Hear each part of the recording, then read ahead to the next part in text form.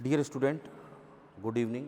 Today we can discuss NDA का chapters है metals and non metals. ये हमारा एक क्रैश बैच है। इसमें हम लोगों को इस चैप्टर को एक क्लास में ख़त्म करना है, 130 आवर्स में ख़त्म करना है। ठीक है, तो इसके लिए जो है हम लोग जो है बेसिकली उन पॉइंटों पे ज़्यादा वर्कआउट करेंगे जिन पॉइंटों से बेसिकली ज़्यादा पूछा जाता है, और रेगुलरली इंटरवल में जिन एनडीए से जिस टॉपिक पे ज़्यादा क्वेश्चंस आ रहे हैं उसी पे हम लोग वही वर्क करते हैं, जिससे जो है कम समय में हम चीज़ों को कवर कर लें। बाकी चीज़ें अगर कोई डाउट होगा तो डाउट सेशन में हम लोग कवर कर लेंगे। चलिए आगे बढ़ते हैं। मेटल्स और नॉन मेटल्स के विषय में हम लोग डिस्कस करना चाहते हैं। आज हम लोग का एनडीए का टॉपिक्स है मेटल्स एंड नॉन मेटल्स। सबसे पहले हम लोग डिस्कस करेंगे what is the metals. Metals किसे कहते हैं? Today we can discuss metals. Metals किसे कहते हैं? हम मेटल्स की बात करना चाहते हैं कि मेटल्स कहते किसे हैं। अगर हम मेटल्स की बात करें कि ये एक सॉलिड सब्सटेंस होता है,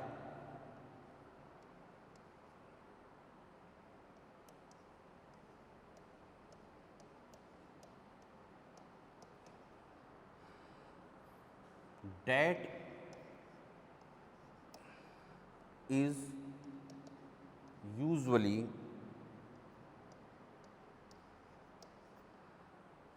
hard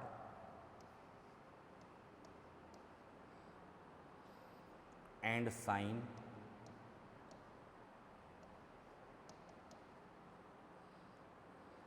and heat and electricity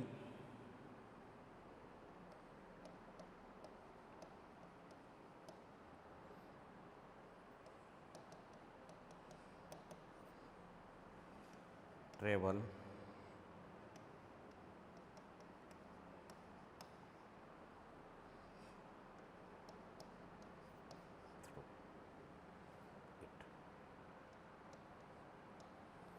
देखिए, मेटल्स एक ऐसा सॉलिड सब्सटेंस होता है, मेटल्स एक ऐसा स्पेसिफिक सॉलिड सब्सटेंस होता है जिसके अंदर वो क्वाइट हार्ड होता है, जिसके अंदर शाइनिंग होती है, और जिसके अंदर क्या होता है, जिसके अंदर इलेक्ट्रिसिटी, हीट और इलेक्ट्रिसिटी को ट्रेवल कराने की टेंडेंसीज होती है, या ट्रेवल करा सकता है। किसको?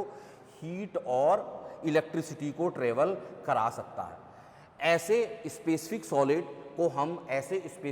को हम मेटल्स का नाम देते हैं। अगर सॉलिड सब्सटेंस है जिसके अंदर हमको बेसिकली साइन मिल रहा है, हमने अगर उसको कट किया, अगर हमने उस सॉलिड को कट करने के बाद उसके लेयर पे अगर हमको शाइनिंग नज़र आ रही है और उसके अंदर हीट ट्रेवल करने की टेंडेंसी है, अगर आप एक साइड से उसको गर्म कर रहे हो और दूसरा साइड ऑटोमेटिकली गर्म हो जा रहा, तो हम कहेंगे उसमें हीट ट्रेवल हो सकती है। तो निश्चित रूप से वो इस स्पेसीज को, उस सॉलिड सब्सटेंस को हम हीट का नाम देंगे। जो हमारा जो मेटल्स होता है वो हमारे लिए हार्ड होता है, लेकिन कुछ ऐसे मेटल्स होते हैं जो एक्सेप्शनली हार्ड नहीं होते हैं। मेटल में कुछ बेसिक कैरेक्टरिस्टिक्स होती है। मेटल्स में बेसिकली कौन कौन सी कैरेक्टरिस्टिक्स होती है, तो उन कैरेक्टरिस्टिक्स पे भी हम लोग बात करना शुरू करते हैं कि मेटल्स में कौन कौन सी कैरेक्टरिस्टिक्स होती है। पहले तो आपको ये मेटल्स की डेफिनेशन समझ में आ गई। ऐसा स्पेसिफिक सब्सटेंस जिसके अंदर हार्डनेस होगी, शाइनिंग होगी और हीट और इलेक्ट्रिसिटी ट्रेवल कराने की टेंडेंसी होगी, ऐसे सॉलिड सब्सटेंस को हम लोग मेटल्स कह रहे होंगे। दूसरी बात, अगर हम लोग बात करना शुरू करते हैं, आगे देखते हैं।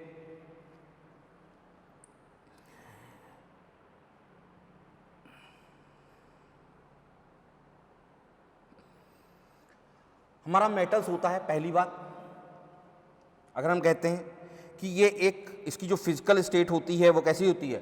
सॉलिड होता है। अभी मैंने आपको बताया solid at room temperature, room temperature पे सॉलिड होता है।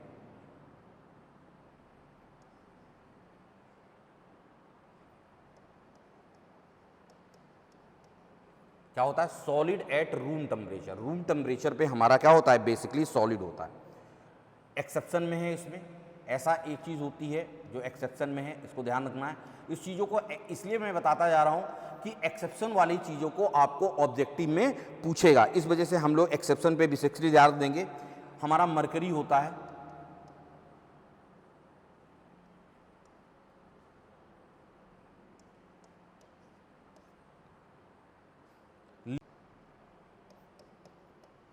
Liquid at room temperature. अभी हमने आपसे कहा था कि हमारा जो मेटल्स होता है वो सॉलिड होता है, जितने भी मेटल्स होते हैं मरकरी को छोड़ करके, हमेशा ध्यान रखिएगा, मरकरी को छोड़ करके जितने भी मेटल्स होंगे, मरकरी को छोड़ करके जितने भी मेटल्स होंगे सब क्या होंगे, सॉलिड होंगे। मरकरी जो होता है, मरकरी ही एक ऐसा स्पेसिफिक मेटल्स है जो लिक्विड होने के बावजूद भी हमारा क्या होता है, लिक्विड होने के बावजूद भी हमारा बिहेवियर उसका मेटल की तरह होता है, पहली बात। दूसरी बात हम लोग डिस्कस करना चाहते हैं, दूसरी बात आप लोगों को मालूम है इसके अंदर कंडक्शन की प्रक्रिया होती है, दूसरी बहुत इंपॉर्टेंट बात। पहली बात थी, ये दूसरी बात जिस पे हमको ध्यान देना है, इसके अंदर कंडक्शन होता है।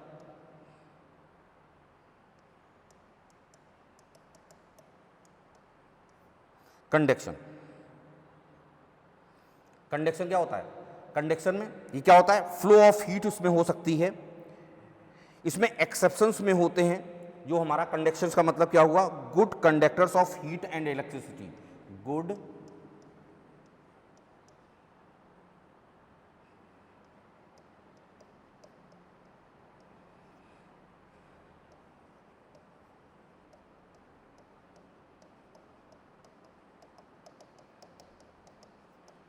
Conductor of heat and electricity. इसमें भी एक्सेप्शंस है, आपको ध्यान रखना कौन कौन से मेटल एक्सेप्शन में आते हैं।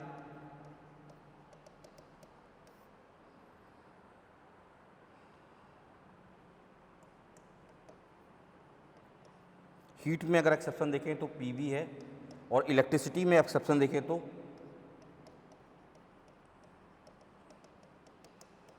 मरकरी। मतलब अगर हम बात करें कि जो लेड को छोड़ करके जितने भी सब मेटल होते हैं वो गुड ट्रांसफर ऑफ हीट होता है, उसमें अच्छी तरह से हीट का ट्रांसफर होता है, लेकिन एक एक्सेप्शन होता है, दिस इज लेड। अगर हम बात करते हैं सभी मेटल जो है उसके अंदर easily good flow of electricity होता है, लेकिन इसमें एक एक्सेप्शन है, वो है क्या है, मरकरी है। ठीक, तो आपसे ये पूछ सकता है ऑब्जेक्टिव क्वेश्चंस में कि विच इज द पुअर या which is the poor conductor of heat या which is the poor conductor of electricity. इस तरह से आपको ऑब्जेक्टिव क्वेश्चन दे सकता है, तो इसलिए एक्सेप्शन के पॉइंट को हमको बेसिकली ध्यान रखना है। दूसरी बात, पहली बात हमको समझ में आई, दूसरी बात समझ में आई। दूसरी बात ये क्या होता है, इसके अंदर कंडक्शन होता है, कंडक्शन का मतलब क्या होता है, good conductor of heat and electricity. तीसरा पॉइंट जिस पे हम लोगों को बात करना है,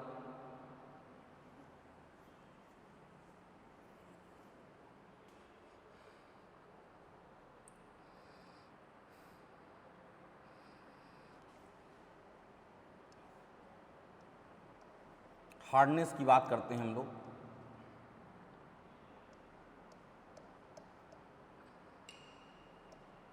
हार्डनेस की बात करते हैं।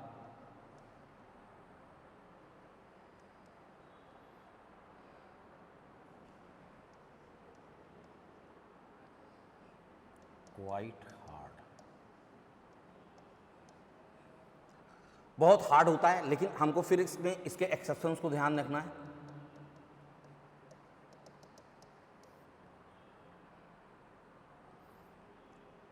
Sodium and potassium are soft.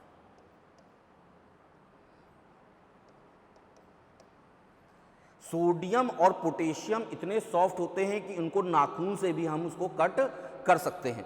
इसीलिए हम कहते हैं कि सारे जो मेटल्स होते हैं उसके अंदर हार्डनेस की क्वालिटी होती है, लेकिन दो मेटल्स को छोड़ करके सोडियम और पोटेशियम, इसके अंदर हार्डनेस की प्रॉपर्टीज नहीं होती है। आपको एक्सेप्शंस वाले चीज़ों को विशेषकर रूप से आपको ध्यान रखना है, क्योंकि ऑब्जेक्टिव क्वेश्चन में एक्सेप्शन वाला पार्ट आपसे पूछ सकता है।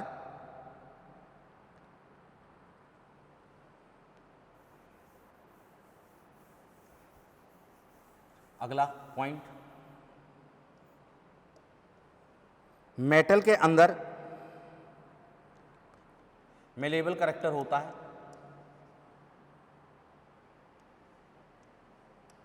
What is the means of malleable character? Malleable character का मतलब उसको एक शेप से दूसरे शेप में चेंज किया जा सकता है। उसको एक शेप से हम लोग क्या कर सकते हैं, दूसरे शेप में चेंज कर सकते हैं। जैसे हमने कहा कि कोई चीज़ ये है हमने कहा ये मेटल से सॉलिड है, इसका हम शेप चेंज कर सकते हैं, इसको हम लोग इस शेप में भी ला सकते हैं, ठोक पीट करके। एक शेप में लाने का मतलब क्या है, बिना क्रैक हुए बिना क्रैकिंग के हम उसको एक शेप से दूसरे शेप में चेंज कर सकते हैं। ऐसे करेक्टर को कहते हैं मेलेबल करेक्टर। उसके अंदर मेलेबल करेक्टर भी होता है। क्या होता है, हम उसकी आकृति को चेंज कर सकते हैं। एक आकृति के सॉलिड को हम दूसरी आकृति के सॉलिड में बाय हैमरिंग, आप देखते हैं हथौड़े से हम लोग ठोक ठोक कर करके मेटल्स को एक आकृति से हम दूसरी आकृति में उसे चेंज कर सकते हैं। ऐसे करेक्टर को हम मेलेबल करेक्टर कहते हैं कि उसके अंदर मेलेबल करेक्टर मैटर के अंदर उपस्थित होता है।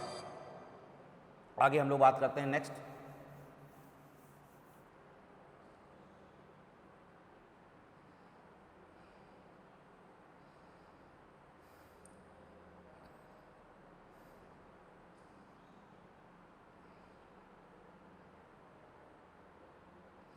उसके अंदर होता है डक्टाइल कैरेक्टर भी होता है।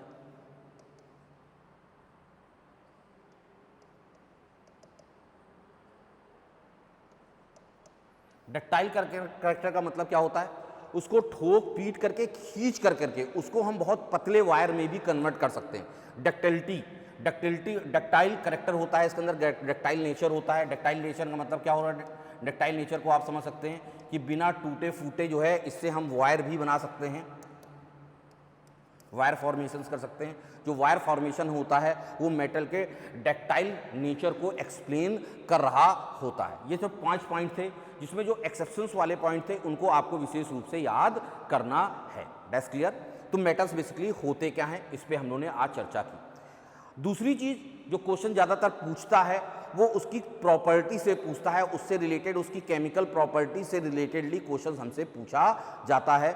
और लगभग 2-3 सालों से एनडीए में उसकी केमिकल प्रॉपर्टी से निश्चित रूप से एक क्वेश्चन पूछा जा रहा है। इसलिए हम लोग ज़्यादा बात ना करके हम सीधे सीधे इसकी केमिकल प्रॉपर्टीज़ पे पहुंचते हैं, इसकी केमिकल प्रॉपर्टीज़ की बात करते हैं। तीसरा देखिए, अगला एक कैरेक्टर जो मेटल के अंदर होता है, पहली बहुत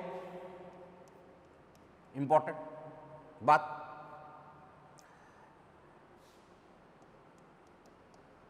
metals are electropositive. Metals are electropositive. Metal सभी इलेक्ट्रोपॉजिटिव्स होते हैं। इसका मतलब क्या है, इसका मतलब क्या है, हैविंग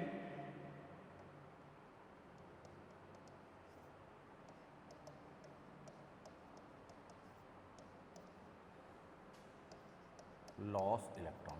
इसके अंदर इलेक्ट्रॉन निकालने की टेंडेंसी होती है या कैटायन फॉर्मेशन की टेंडेंसी होती है। Having tendency to loss electron, या कह सकते हैं फॉर्म कैटायन। उसके अंदर कैटायन फॉर्मेशन की टेंडेंसी होती है, उसके अंदर भीषण टेंडेंसी होती है। वो आसानी से, और जिसके अंदर जिसकी जितनी ज़्यादा टेंडेंसी होगी इलेक्ट्रॉन को बाहर निकालने की, कहेंगे उसकी more is the tendency to lose electron. दूसरी बात महत्वपूर्ण, मोर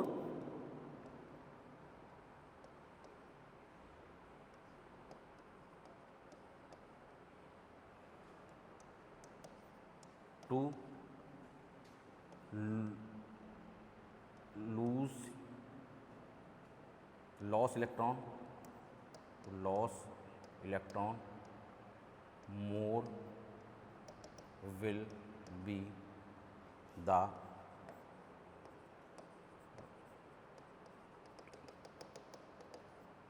of metals।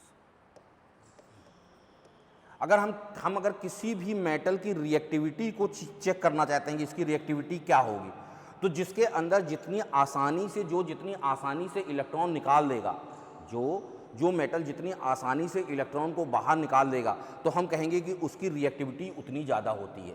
पहली बात कि मेटल्स आर इलेक्ट्रोपॉजिटिव, सभी मेटल इलेक्ट्रोपॉजिटिव होते हैं। इलेक्ट्रोपॉजिटिव का मतलब क्या होता है? इलेक्ट्रोपॉजिटिव का मतलब होता है कि वह आसानी से अपने अंदर के इलेक्ट्रॉन को बाहर निकाल लेते हैं। जैसे फॉर एग्जांपल अगर देखिए ये मेटल्स है, हमने कहा कि इस मेटल ने n इलेक्ट्रॉन निकाले, तो उस पर n यूनिट का जितने इलेक्ट्रॉन निकालेगा उतने यूनिट का उस पर पॉजिटिव चार्ज आ जाएगा, इसने n इलेक्ट्रॉन निकाले। तो इसका मतलब ये मेटल के अंदर इलेक्ट्रॉन लॉस करने की टेंडेंसी होती है, अर्थात उसके अंदर इलेक्ट्रोपॉजिटिव करैक्टर अवेलेबल होता है कि वो जितनी आसानी से ये इलेक्ट्रॉन, जो मेटल जितनी आसानी से इलेक्ट्रॉन निकाल देगा उसकी रिएक्टिविटी उतनी ही ज़्यादा होगी। जैसे हम एक एग्जाम्पल लेना चाहते हैं कि जैसे हम कंपेयर करना चाहते हैं सोडियम और पोटेशियम में किसकी रिएक्टिविटी ज़्यादा होगी। We can discuss about the sodium and potassium.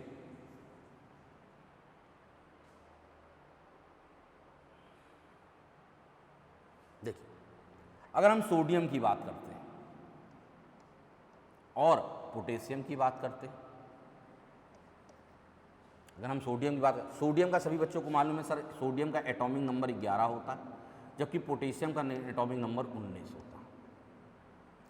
अगर हम इसका बाइफर्केशन देखें, इसका इलेक्ट्रॉनिक कॉन्फ़िगरेशन 2 8 1, इसमें देखें 2 8 1 19।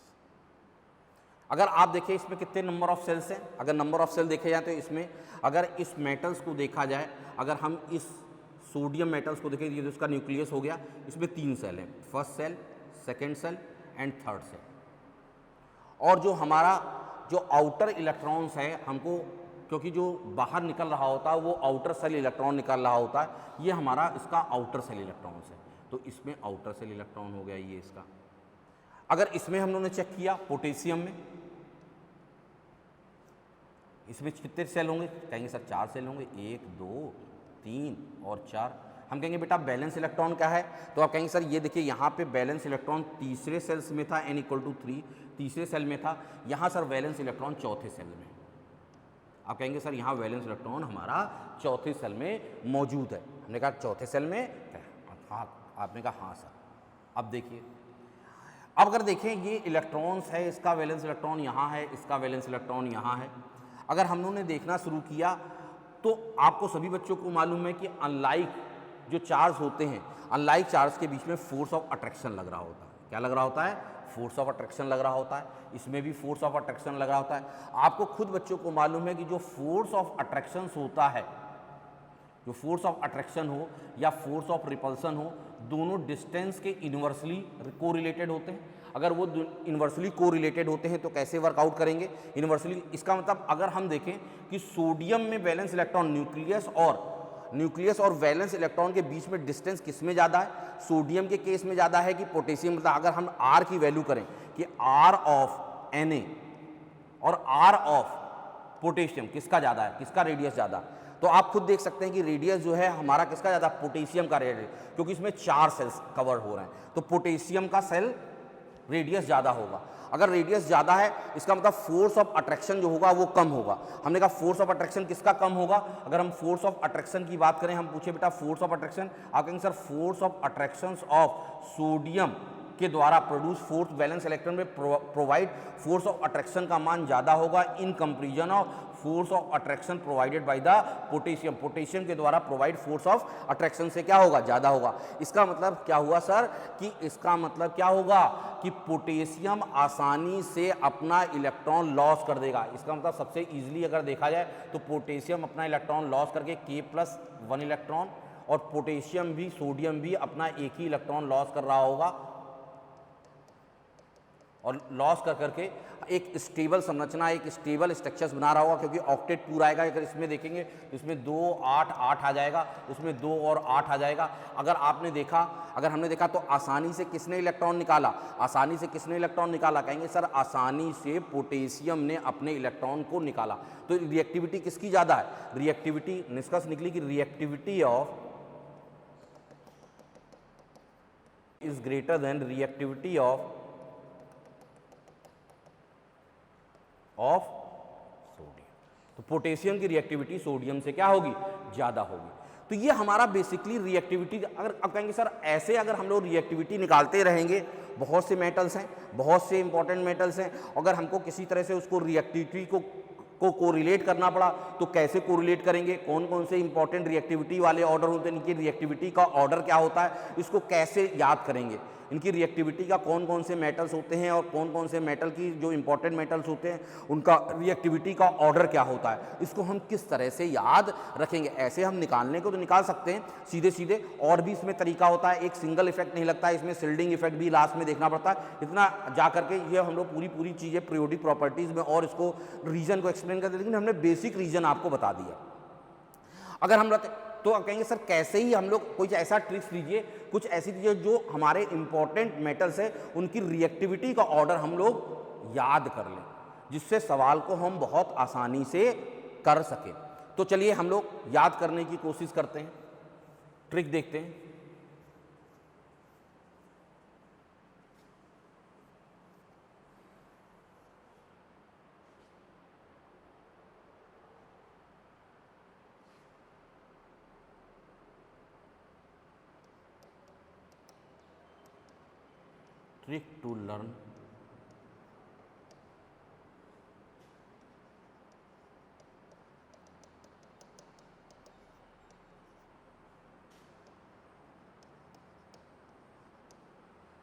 Trick to learn reactivity of metals सम, कुछ मेटल्स को देखना चाहते हैं, some important reactivity of some important metals. Trick to learn reactivity of some important metals, कुछ इंपॉर्टेंट मेटल की रिएक्टिविटी को लर्न कैसे करें, इस पे हम लोग ट्रिक अपनी कुछ जस्टिफाई करना चाहते हैं। उसका रिएक्टिविटी का हम आपको जो ऑर्डर लिखा रहे हैं, जो रिएक्टिविटी का ऑर्डर कैसा है, रिएक्टिविटी का ऑर्डर हमारा डिक्रीजिंग ऑर्डर है।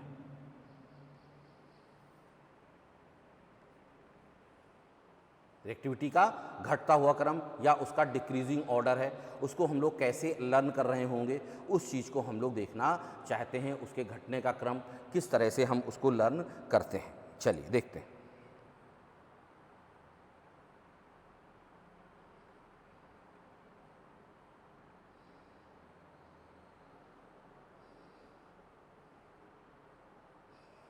देखिए रिएक्टिविटी का घटता हुआ, यहाँ इसका मतलब घटता हुआ क्रम का मतलब क्या, मोर रिएक्टिव जो है टॉप पे है, मोर रिएक्टिव टॉप पे है और लेस रिएक्टिव हमारे बॉटम पे, ये घटता हुआ। मोर टू लेस, ऊपर से नीचे जा घटते चले जाएंगे तो रिएक्टिविटी घटती चली जाएगी। कुछ सेलेक्टेड एलिमेंट के लिए हम कुछ स्लोगन देना चाहते हैं, कुछ ट्रिक्स देना चाहते हैं जिसको हम लोग आसानी से उसको याद कर सकें। चलिए देखिए, जैसे केदार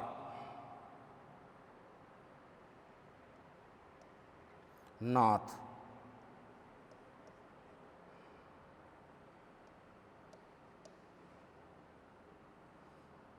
का माली,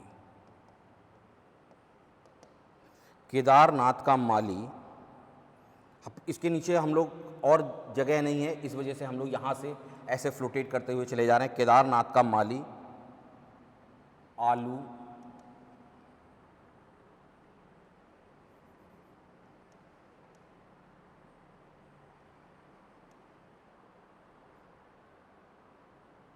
जरा फीका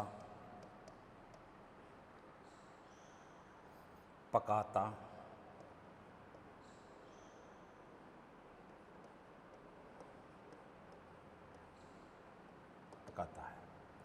केदारनाथ का आलू, केदारनाथ का माली आलू जरा फीका पकाता है, इस चीज़ को याद करिए।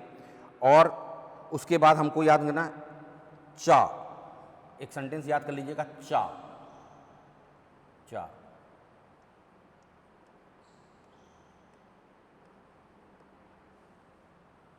ये हमारे लिए 12 मेटल्स हैं जिनको डिक्रीजिंग ऑर्डर पे घटते हुए क्रम में लिखा गया है, या डिसेंडिंग ऑर्डर में हमको लिखा गया है, डिसेंडिंग ऑर्डर में इसको प्लेस किया गया है, डिसेंडिंग ऑर्डर में। आप चीज़ों को समझते जाइएगा। देखिए केदार, केदार मीन्स के मीन्स पोटेशियम, नाथ सोडियम Na, देखिए केदार नाथ, का कैल्शियम पूरा पूरा, माली मैग्नीशियम,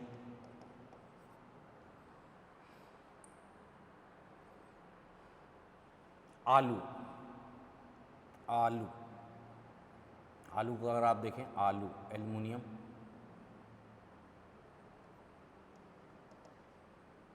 जरा जिंक, फीका Fe,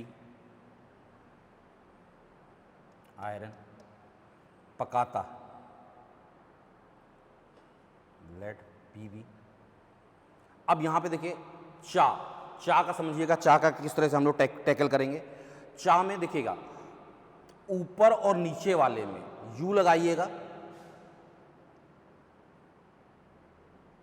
और बाकी में जी लगा दीजिए, तो आप खुद समझ सकते हैं। Cu मतलब क्या हुआ, कॉपर ही हुआ, Hg mercury,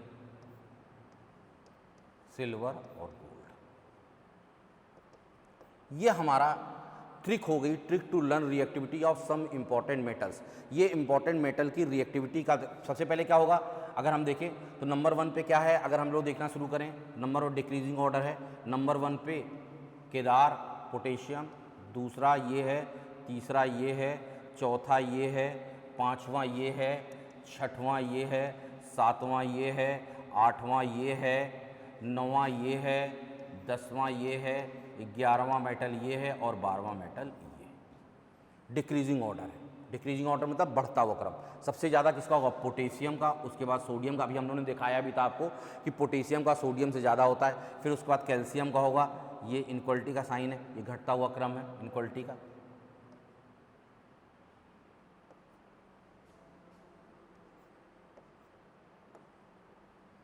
clear.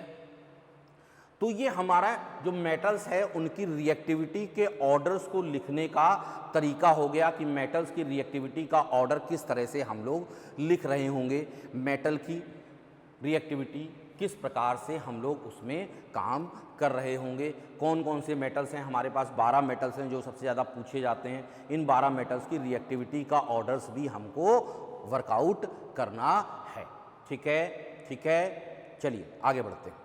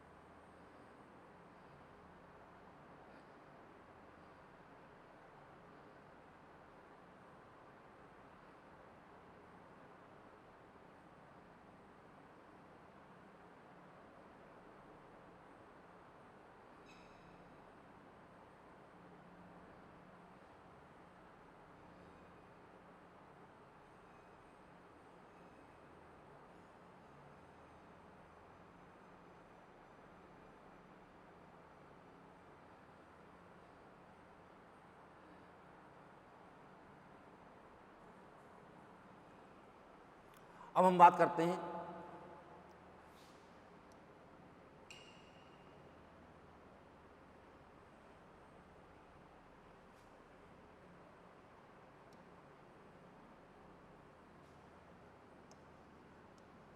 Reaction of metals with O2 oxygen. Reaction of metals with O2, reaction of metals with O2। तो O2 से इसकी रिएक्शन को हम लोग डिस्कस करना शुरू करते हैं कि उसका रिएक्शंस क्या होगा, how can be react with O2, O2 oxygen से किस प्रकार से वो रिएक्ट करता है, हम लोग उसको देख रहे हैं। कोई भी मेटल जब ऑक्सीजन से कंबाइन करता है तो हमको प्रोवाइड करता है मेटल ऑक्साइड। हमेशा ध्यान रखिएगा रूल कि मेटल रिएक्ट विथ ऑक्सीजन, अगर हमारा मेटल्स की बात करते हैं, metal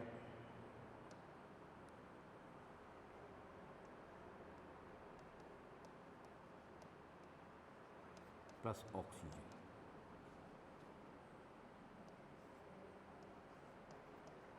gives metal oxide. Metal plus oxygen gives metal oxide. किसी भी मेटल को जब हम ऑक्सीजन से कंबाइन करते हैं तो हमको क्या प्रोवाइड होता है, मेटल ऑक्साइड प्रोवाइड हो रहा होता है।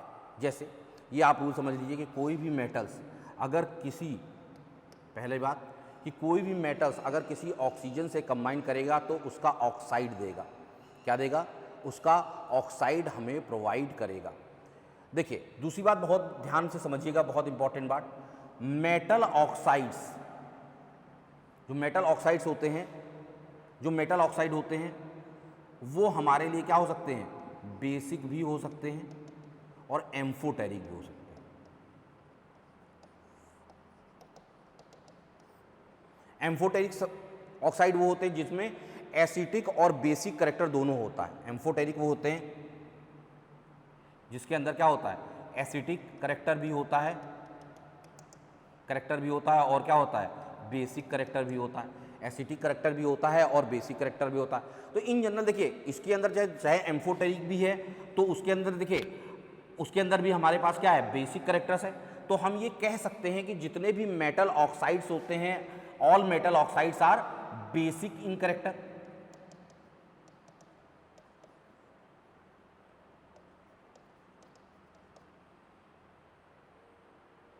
सभी मेटल ऑक्साइड जो होते हैं वो बेसिक इन करैक्टर होते हैं। ठीक है, सभी जितने भी मेटल ऑक्साइड होते हैं, all metal oxides are basic in character. सभी मेटल ऑक्साइड जो होते हैं वो हमारे बेसिक इन करैक्टर होते हैं। ठीक, कैसे पता करेंगे इसको, हम लोग लिटमस टेस्ट से पता कर सकते हैं। कोई भी अगर बेसिक सब्सटेंस होता है, अगर हम लिटमस टेस्ट से पता कर लेते हैं तो रेड लिटमस को, अगर कोई भी चीज़ बेसिक है तो उस केस में जो रेड लिटमस होगा, रेड लिटमस को क्या किस में चेंज कर देगा, ब्लू में। Red litmus will be change into the blue. Red litmus को किस में चेंज कर देता है, ब्लू में। अगर कोई सब्सटेंस रेड लिटमस को ब्लू में चेंज कर रहा है, यदि कोई भी सब्सटेंस रेड लिटमस को ब्लू में चेंज कर रहा है तो निश्चित रूप से वो हमारा क्या होगा, this is basic in character होगा। जैसे अगर हम लोग बात करें कि सोडियम, हम लोग बात करते हैं sodium, when react with oxygen according to rule हमें क्या प्रोवाइड देगा, देखिए sodium when react with oxygen according to rule he can be provide metal oxide. Metal oxide का मतलब क्या हुआ, सोडियम Na2O। आपको सभी बच्चों को मालूम है कि सोडियम की वैलेंसी कितनी होती है, Na प्लस, ऑक्साइड क्या होती है O-2। दोनों को क्रॉस मल्टीप्लाई करोगे तो हमारा बन गया Na2, हमारा बन गया Na2O। ये हमारा मेटल ऑक्साइड बना, ये हमारा क्या बना, मेटल ऑक्साइड फॉर्म हुआ। अब ये मेटल ऑक्साइड, इसको बैलेंस कर लें, 2 से मल्टीप्लाई किया, ये बैलेंस हो गया। 2 से मल्टीप्लाई किया Na2, इसमें पहले तो 2 से इधर मल्टीप्लाई करो, 2 से इधर मल्टीप्लाई करो, 2 से नहीं, बैलेंस हो गया। 2Na प्लस O2 गिव्स, इधर 4 से मल्टीप्लाई होगा। ठीक, बैलेंस हो गया। देखिए अब हम लोग इसकी बात करते हैं, जो ये मेटल ऑक्साइड है, अगर वो बेसिक करैक्टर, देखिए आप खुद और भी समझ सकते हैं कि आपको सभी Na2O को जब हम वाटर से कंबाइन करेंगे, एनी मेटल ऑक्साइड कंबाइन, तो हमको हाइड्रोक्साइड बेस ऑब्टेन्ड होगा, Na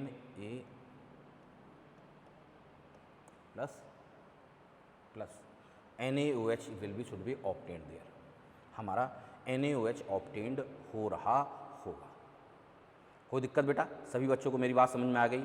ये हमारा बेस, इसको बैलेंस कर लोगे आप,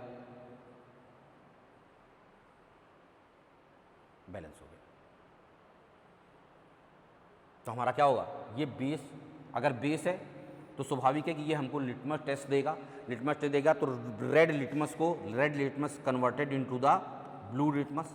तो ये देखा जाता है कि जो रेड लिटमस है वो ब्लू लिटमस में कन्वर्ट हो रहा है, क्योंकि ये हमारा क्या बन गया, मेटल हाइड्रोक्साइड। ये क्या बन गया, मेटल हाइड्रोक्साइड। और मेटल हाइड्रोक्साइड बनने की वजह से ये क्या हो गया, एक चीज़ और बहुत इंपॉर्टेंट चीज़ आप ध्यान रखिएगा, दूसरी बहुत महत्वपूर्ण चीज़ आप ध्यान रखिएगा, ओनली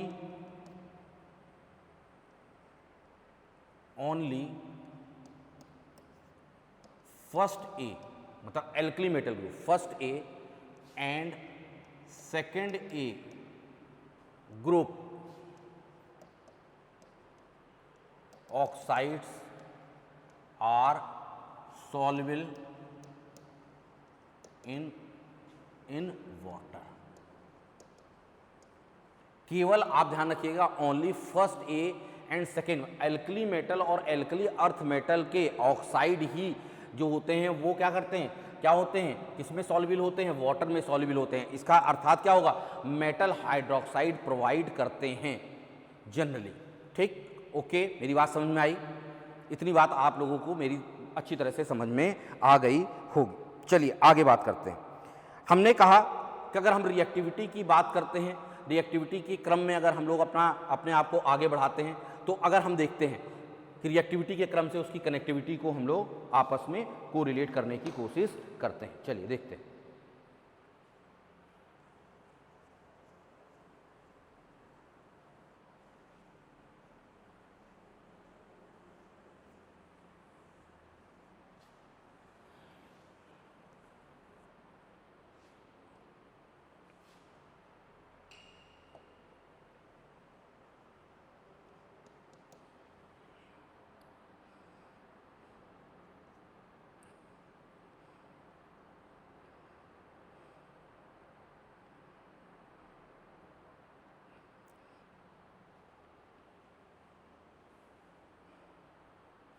अगर हम बात करें सबसे ज़्यादा रिएक्टिव क्या होता है, सोडियम पोटेशियम, ये हाईली रिएक्टिव है, सोडियम और पोटेशियम।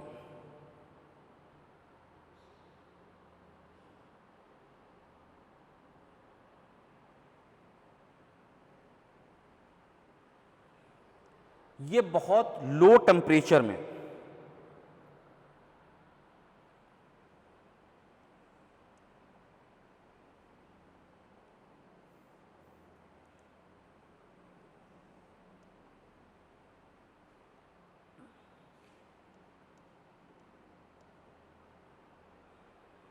ऑक्सीजन से ये सिर्फ रूम टेम्परेचर पे कंबाइंड हो जाते हैं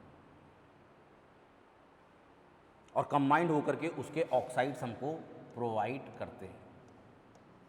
यही कारण है कि इसको जो होता है ये एयर में रूम टेम्परेचर पे ही हाईली कंबाइंड होकर के, एयर से हाईली कंबाइंड होकर के उसका मेटल ऑक्साइड देते हैं। यही कारण है कि हम इसको किसमें स्टोर करते हैं, केरोसिन में स्टोर करते हैं।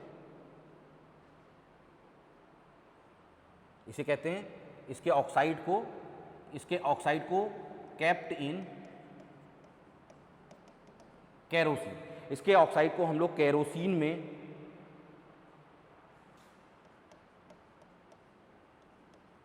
रखते हैं, इसको स्टोर करते हैं, किसमें, केरोसिन में स्टोर करते हैं। ये हाईली रूम टेम्परेचर पे ही इजीली कंबाइंड कर जाते हैं। पहली बात हमेशा ध्यान रखिएगा कि क्योंकि कारण, अगर आपने जो टेबल जो सीक्वेंस मैंने बताया था उस सीक्वेंस में आप देखिए टॉप पे हमारे सोडियम और पोटेशियम रखे हुए हैं। अगर आप टॉप पे देखेंगे तो टॉप पे हमारे सोडियम और पोटेशियम रखे हैं। तो सोडियम और पोटेशियम जो है वो बहुत आसानी से क्या करते हैं, कंबाइंड कर जाते हैं। किससे कंबाइंड कर जाते हैं, सोडियम और पोटेशियम बहुत आसानी से कंबाइंड कर जाते हैं।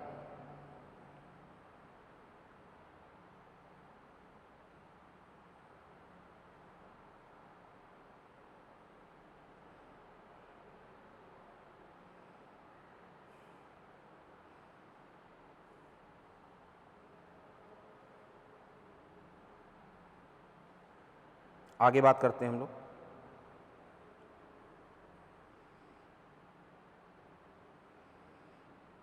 उसके बाद नेक्स्ट अगर हम लोग मेटल्स की बात करते हैं, नेक्स्ट कैटेगरी में देखते हैं। उसके बाद अगर आप देखें तो हमारे मेटल्स थे, कैल्शियम था, मैग्नीशियम था, एल्युमिनियम था, जिंक था और आयरन था। ठीक, ये अगर हम इसको जो है कंबाइन करते हैं एयर से,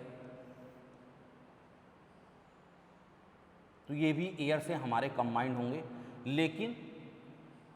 लेकिन सोडियम और पोटेशियम की तुलना में कुछ ज़्यादा टेम्परेचर देना पड़ेगा, मतलब कि बिना हीट के ये आपस में कंबाइंड नहीं करेंगे।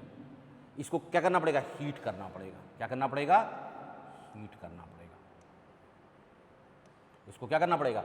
जब without heating calcium, magnesium, aluminium और जिंक और आयरन, कैल्शियम से लेकर के आयरन तक के जितने भी मेटल हैं, without heating it not convert into this their oxide, उसके अपने ऑक्साइड में वो कन्वर्ट नहीं हो सकते हैं। आपको ध्यान रखना पड़ेगा कि उसको कन्वर्ट करने के लिए हमको इसको हीट करना पड़ेगा। दूसरा बात, तीसरे पार्ट में हम इसको कन्वर्ट करते हैं, 4 पार्टों में इसको डिवाइड करेंगे। जितने भी मेटल्स हमने आपको लिखाए थे उसको हम लोग 4 पार्टों में डिवाइड करेंगे।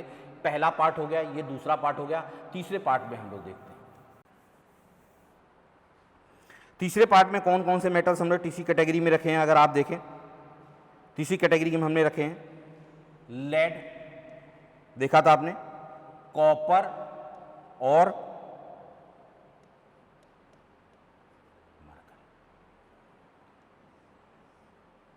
लेड, कॉपर और मरकरी। लेड, कॉपर और मरकरी, इसमें ये भी ऑक्सीजन से कंबाइंड होकर के हमको ऑक्साइड्स देंगे और हमको इसमें स्ट्रॉन्ग हीटिंग करनी पड़ेगी।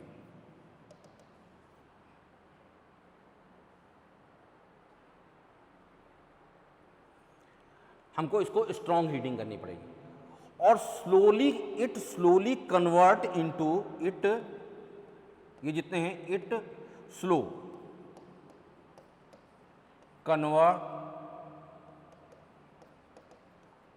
Into, it is slowly converted into oxide. क्यों? बिकॉज क्यों कन्वर्ट होते हैं स्लोली?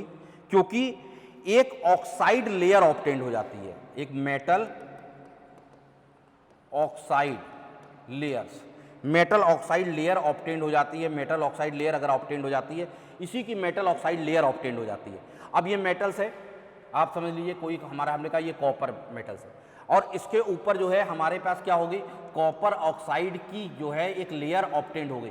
तो इसका मतलब जो इसके अंदर जो मेटल है, जो कॉपर है, वो एयर उसके टच में नहीं आ पाएगा। तो इसका मतलब क्या हो जाएगा कि अब उसकी प्रोसेस जो हो जाएगी बहुत स्लो हो जाएगी, धीरे धीरे कर करके इतनी स्लो हो जाएगी और लास्ट में बिल्कुल स्टॉप हो जाएगी।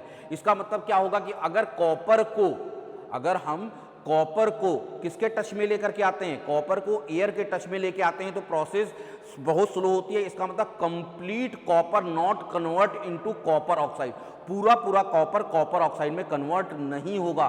कुछ मेटल क्या हो जाएगा, उसके ऊपर जो है एक कोडिंग आपको नजर आने लगेगी, जो उस कोडिंग के अंदर जितने भी मेटल्स होंगे वो एयर के टच में नहीं आ पाएंगे। इस वजह से ये कंप्लीटली ऑक्साइड में कन्वर्ट नहीं होगा। All copper particles not convert into their oxide. समझ में आ गई मेरी बात? आई होप डेट कि आपको समझ में आ गई होगी। आगे हम बात करते हैं अगला पार्ट,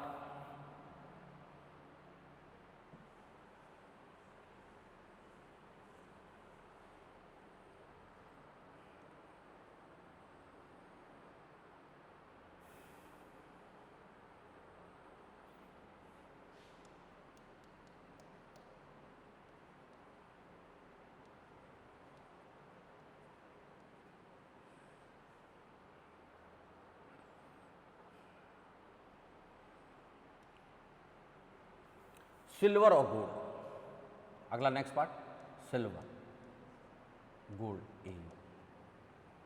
अगर हम सिल्वर और गोल्ड की बात करते हैं, सिल्वर और gold when react with oxygen, हमने वेरी हाई टेम्परेचर,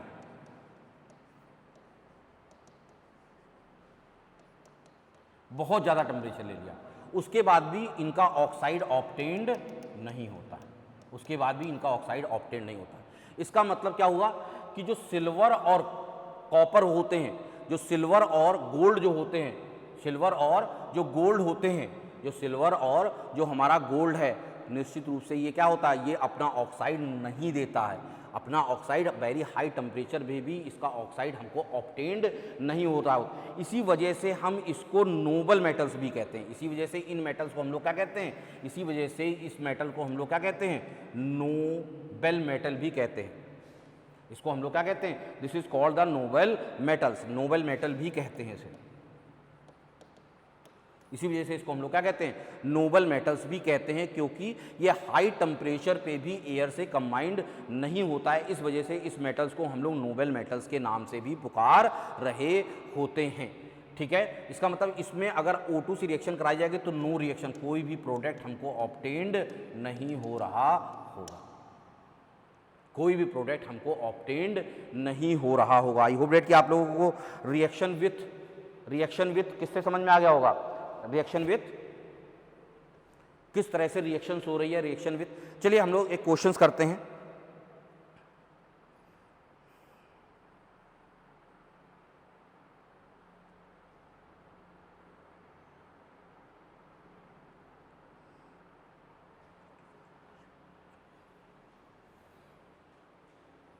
एनडीए का एक प्रीवियस ईयर का क्वेश्चंस लेते हैं जो प्रीवियस थ्योरी से थोड़ा सा रिलेटेड है, बीच बीच में हम लोग एनडीए के भी प्रीवियस ईयर के क्वेश्चंस को लेते चलेंगे। एनडीए ये जो क्वेश्चंस है वो एनडीए 2019 में आया हुआ क्वेश्चंस। बताइए, which one of the following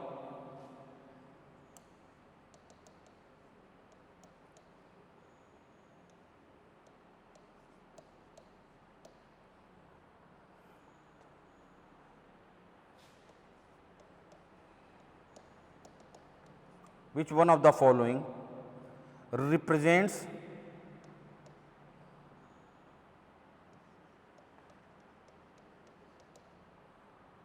the correct order, represents the correct order of electron releasing tendency?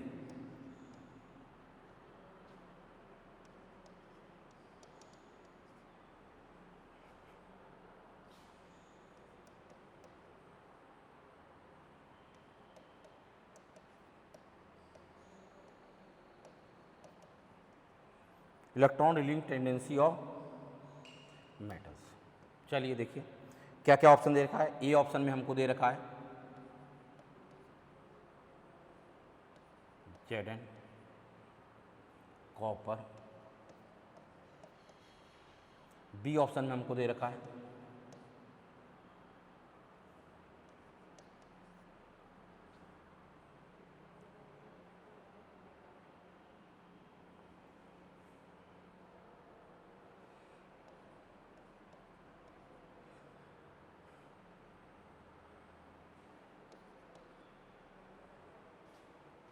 C option में दे रखा है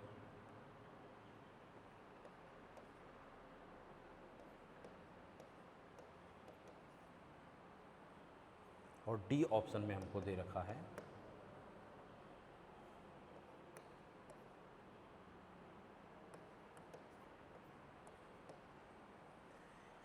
इसका मतलब पूछ रहा है which of the following represent the correct order of electron releasing tendency of metals. Electron releasing tendency का of metals का मतलब क्या हुआ, हमसे बेसिकली रिएक्टिविटी ऑफ मेटल पूछ रहा है। बेसिकली पूछ क्या रहा हमसे पूछा क्या उसने, रिएक्टिविटी ऑफ मेटल्स पूछ रहा है। इसका मतलब हमसे जो क्वेश्चन इसने पूछा है बेसिकली वो रिएक्टिविटी ऑफ मेटल्स, मेटल की रिएक्टिविटी की बात कर रहा। तो जो हमने रिएक्टिविटी की टेबल्स जो बनाई थी उस टेबल के अनुसार आप देखेंगे कि उस टेबल के अनुसार अगर हम लोग देना शुरू करें, जिसमें हमने आपको केदारनाथ कर करके ये एक ट्रिक भी बताई थी कि इस तरह से हम लोग देख लेते हैं। तो रिएक्टिविटी के ऑर्डर्स में अगर आप देखेंगे तो ऑर्डर में अगर देखें उस ऑर्डर में अगर आप चेक करना शुरू करेंगे तो जिंक ऊपर आता है, उसके बाद कॉपर आता है और सबसे नीचे हमारा क्या होता है, मरकरी और सिल्वर और गोल्ड होते थे। अब अगर आप देखेंगे तो इसका मतलब क्या है, ये डिक्रीजिंग ऑर्डर है, तो इसका मतलब रिएक्टिविटी का डिक्रीजिंग ऑर्डर पूछ रहा है। रिएक्टिविटी का डिक्रीजिंग ऑर्डर का मतलब क्या हुआ, option A will be correct. इसका मतलब हमारा कौन सा ऑप्शन सही होगा, option A will be correct. हमारा ए ऑप्शन जो होगा वो प्रॉपरली करेक्ट ऑप्शन होगा। टेस्ट क्लियर बेटा सबको, की क्वेश्चन समझ में आया, ये हमारा करेक्ट ऑप्शन होगा, A option will be correct there. Okay okay, समझ में आया सभी बच्चों को। ये क्वेश्चन एनडीए 2019 में आया हुआ क्वेश्चन है जो आपको प्रॉपरली समझ में आ गया होगा। Which of the following represent the correct order of electron releasing tendency, ये इलेक्ट्रॉन रिलीजिंग टेंडेंसी की बात करता है। अगली क्लास में हम लोग यहाँ से अपनी क्लास को आज की ख़त्म करेंगे। अगली क्लास में हम रिएक्टिविटी किसके साथ देखेंगे, उसकी रिएक्टिविटी किससे देखेंगे, उसकी रिएक्टिविटी वाटर से किस तरह से वो रिएक्ट करता है देखेंगे। फिर हम देखेंगे कि वो वाटर से रिएक्ट करने के बाद वो एसिड से किस तरह से रिएक्ट करता है। जो बेसिकली जो एनडीए में जो क्वेश्चंस आए हम लोग साथ साथ में प्रीवियस ईयर के क्वेश्चंस भी लेते चलेंगे। वो जो क्वेश्चंस आए हैं वो इस तरह के क्वेश्चंस आए हैं कि जो केमिकल प्रॉपर्टीज़ ऑफ मेटल्स और नॉन मेटल से रिलेटेड ज़्यादा है। जो अगर हम देखें कि अगर प्रीवियसली ईयर्स में अगर इस चैप्टर से अगर 6 क्वेश्चंस आए हैं तो उसमें 5 क्वेश्चन उसकी केमिकल प्रॉपर्टी से रिलेटेड हैं, केमिकल प्रॉपर्टीज ऑफ मेटल्स और नॉन मेटल से कोरिलेटेड है। इसलिए इसमें मेटल कैरेक्टर को और उसके हमको उसकी केमिकल प्रॉपर्टीज़ पे विशेष ध्यान देना होगा। तो आप लोग वो ट्रिक्स को याद कर लीजिएगा जो हम लोग प्रॉपरली अपना काम कर रहे होंगे। देन स्टॉप हियर, आज हम क्लास यहीं ख़त्म करते हैं, टाइम ओवर हो जाता है। ठीक है, ओके।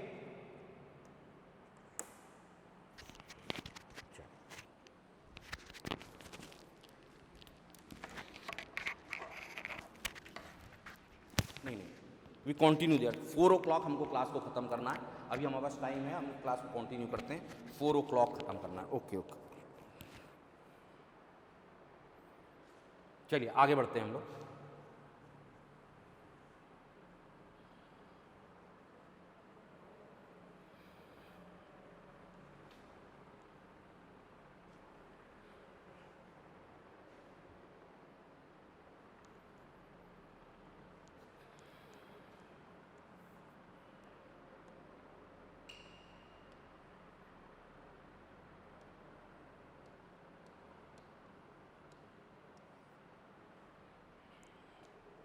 अब हम लोग बात करते हैं नेक्स्ट,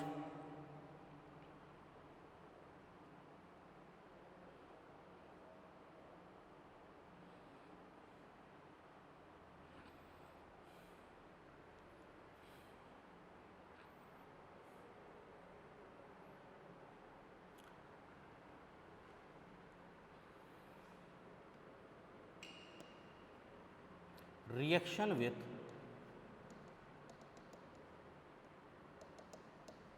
वाटर। वाटर से रिएक्शन की हम लोग बात करेंगे कि वाटर से रिएक्शन किस प्रकार से वो कर रहा होता है। देखिए मेटल रूल देखिएगा, metal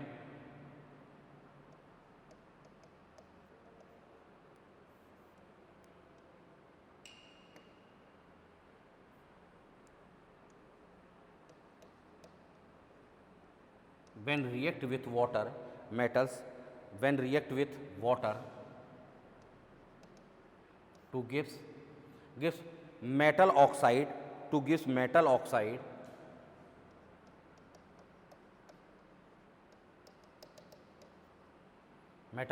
plus H2 gas liberate out होती है।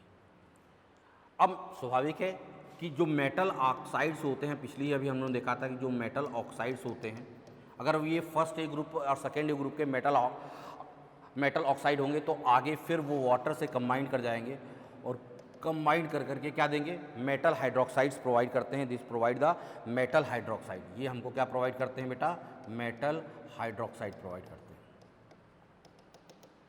It can be provide the metal hydroxide, ये हमें मेटल हाइड्रोक्साइड प्रोवाइड कर रहे होते हैं। या फाइनली अगर हम देखें, फाइनली क्या निष्कर्ष निकला, ये मेटल अगर हम क्रॉस कर दिए तो इसका मतलब क्या होगा कि अगर metals when combined with any metals, final rule क्या बना, any metals when combined with water two gives to give metal hydroxide plus H2, gives metal hydroxide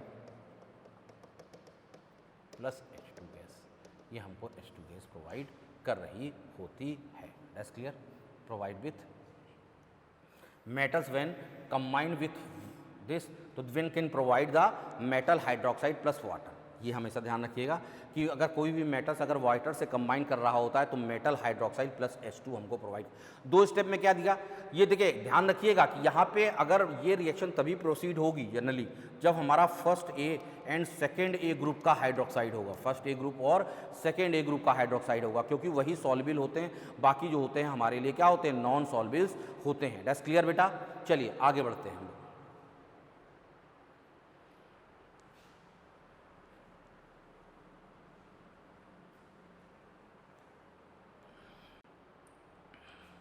चलिए देखिए, यही कारण है कि अगर हम लोग बात करना शुरू करते हैं कि सोडियम एंड पोटेशियम, अगर आप देखें रिएक्टिविटी के क्रम में अगर हम लोग देखना शुरू करें, टॉप पे हमारा इसको भी 3 पार्टों में हम डिवाइड करेंगे।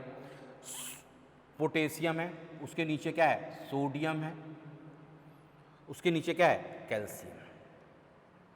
ध्यान रखिएगा कि ये जो टॉप 3 के एलिमेंट्स हैं, ये टॉप 3 के जो एलिमेंट्स हैं ये कोल्ड वाटर से ही कंबाइन कर जाते हैं। किससे कंबाइन कर जाते हैं, रिएक्ट विथ कोल्ड वाटर।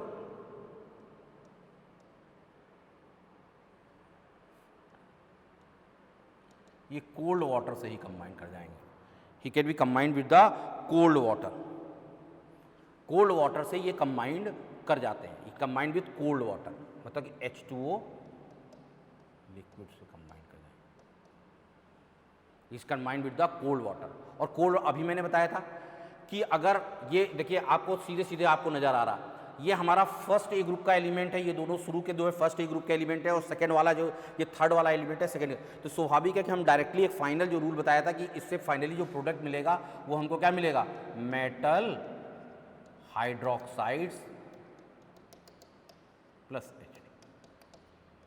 सोचने की जरूरत नहीं है। इसका मतलब क्या होगा कि ये हाईली रिएक्टिव होने की वजह से शुरू के टॉप 3 एलिमेंट्स लिया। टॉप 3 एलिमेंट हमेशा ध्यान रखिएगा, शुरू के टॉप 3 एलिमेंट ये हमारे किससे कंबाइन कर जाते हैं, ये सीधे सीधे मेटल हाइड्रोक्साइड से वो कंबाइंड कर जाते हैं। It combined with the metal hydroxide, ये मेटल हाइड्रोक्साइड से क्या करते हैं, कंबाइंड कर जाते हैं। That's clear. It combined with the, ये हमारे कोल्ड वाटर से ही कंबाइंड कर जाते हैं शुरू के जो 3 एलिमेंट हैं। अगर हम आगे की बात करें, एक चीज ध्यान रखिएगा, नेक्स्ट ऑफ देयर, अब देखिए नेक्स्ट मरकरी।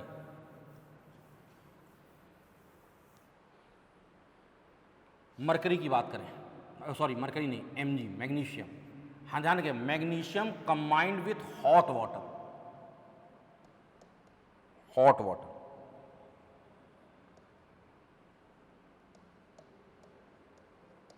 ये शुरू के 3 जो है वो सिर्फ कोल्ड वाटर से ही कंबाइन कर जा रहे थे, जबकि ये जो होगा मैग्नीशियम जो होगा वो हॉट वाटर से कंबाइन करेगा, और हॉट वाटर से कंबाइन कर करके हमको क्या देगा, मेटल हाइड्रोक्साइड। मेटल हाइड्रोक्साइड सीधे एक एलिमेंट है तो इसका मेटल हाइड्रोक्साइड क्या होगा, MOH का होल ट्वाइस प्लस हमको H2 गैस प्रोवाइड कर रहा होगा। It can be provide the H2 gas. ठीक, बाकी आप ध्यान रखिएगा। नेक्स्ट अब देखेंगे पहला कैटेगरी, शुरू के 3 एलिमेंट। जो चौथा एलिमेंट है वो हॉट वाटर से, शुरू के 3 एलिमेंट जो है वो कोल्ड वाटर से कंबाइन करते हैं। आगे नेक्स्ट अगर हम बात करना शुरू करें, बाकी फिर फर्दर 3 एलिमेंट जो हम लोग लेंगे, फर्दर 3 एलिमेंट उसी क्रम में लेते चले जाएंगे रिएक्टिविटी क्रम में, एल्युमिनियम, जिंक और iron. This is combined with, इतना इसके लिए जो ये क्या किससे कंबाइंड है, रिएक्ट विथ ये जो है कंबाइन करते हैं। ध्यान रखिएगा, बहुत ध्यान से सुनिएगा। It combined with H2O gas.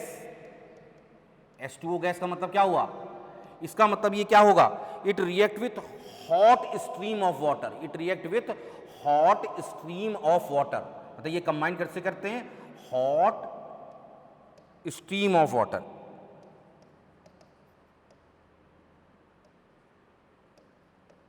ध्यान रखिएगा, ये बाकी ये 3 जो एलिमेंट होते हैं, शुरू के 3 फिर चौथा फिर ये 3, ये हॉट स्ट्रीम ऑफ वाटर। अब ध्यान रखिएगा, इसमें से कोई भी एलिमेंट फर्स्ट ए ग्रुप का और सेकेंड ए ग्रुप का नहीं है। इसका मतलब फाइनली अगर देखा जाए तो मेटल हाइड्रोक्साइड नहीं बनेगा, इससे क्या बनेगा, मेटल ऑक्साइड प्लस H2 बनेगा। It can give the metal oxide plus H2। Next, इसके बाद के जितने भी मेटल्स हैं, इसके बाद नेक्स्ट,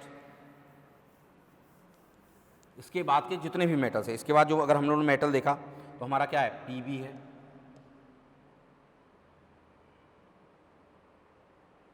Cu है,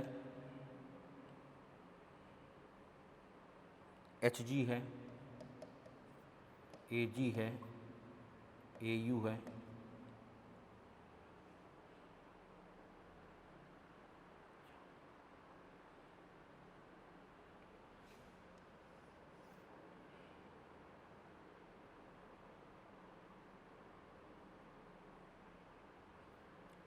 ये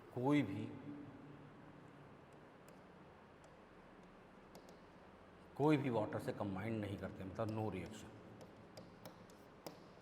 this is the no reaction. Category समझ में आई।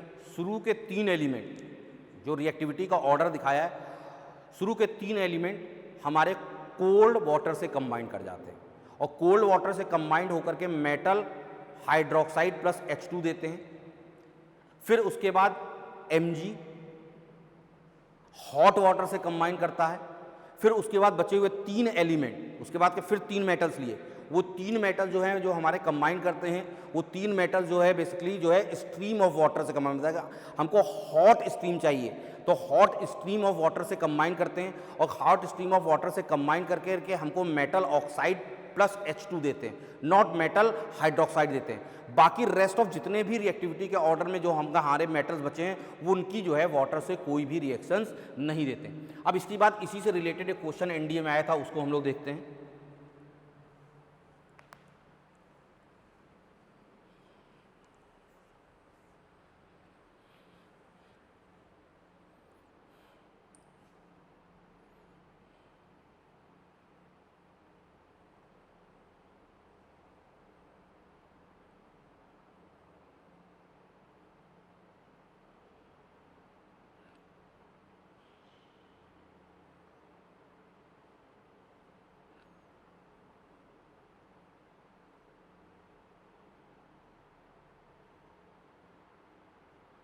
एनडीए 2019 में आया था क्वेश्चन ये।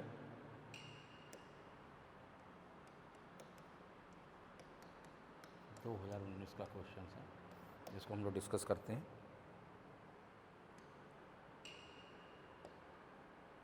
क्वेश्चन क्या था, which one of the following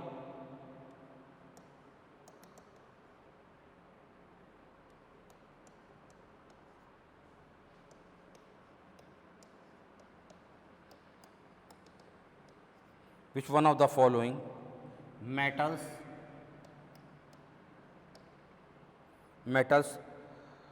does not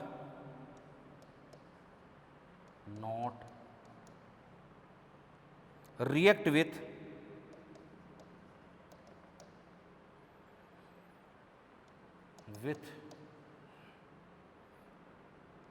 cold water। कौन सा मेटल कोल्ड वाटर से रिएक्ट नहीं करता है? 4 ऑप्शन, ए कैल्शियम,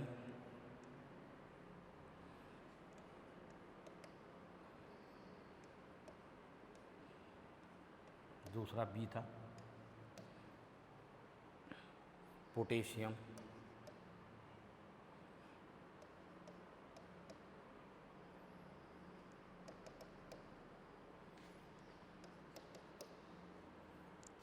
सी था मैग्नीशियम,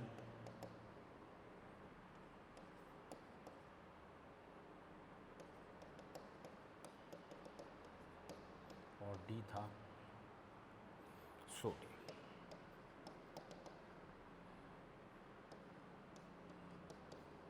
आपको मैंने बताया था कि जो शुरू के 3 एलिमेंट, देखिए क्वेश्चन पढ़िएगा फिर कायदे से आप लोग, which one of the following metals does not react with cold water, इसमें से कौन सा कोल्ड वाटर से रिएक्ट नहीं करेगा।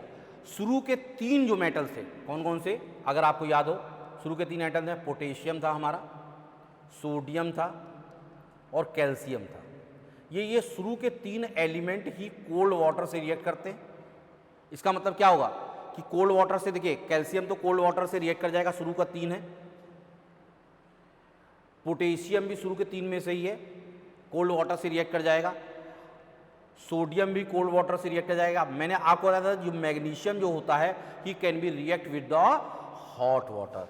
मैग्नीशियम जो है किससे रिएक्ट करता है बेटा, हॉट वाटर से रिएक्ट करता है। याद आया, इसलिए C option will be correct. Clear हुआ क्वेश्चन एनडीए का? ये 2019 का क्वेश्चन है एनडीए का।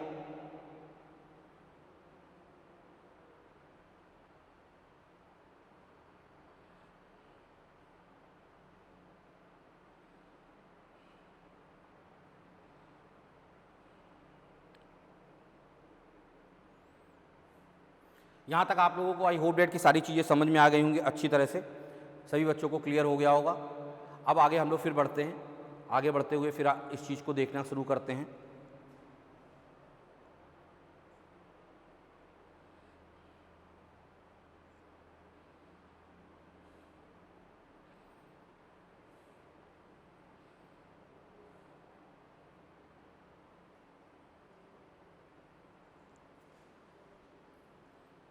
चलिए आज का लेक्चर यहीं समाप्त करते हैं।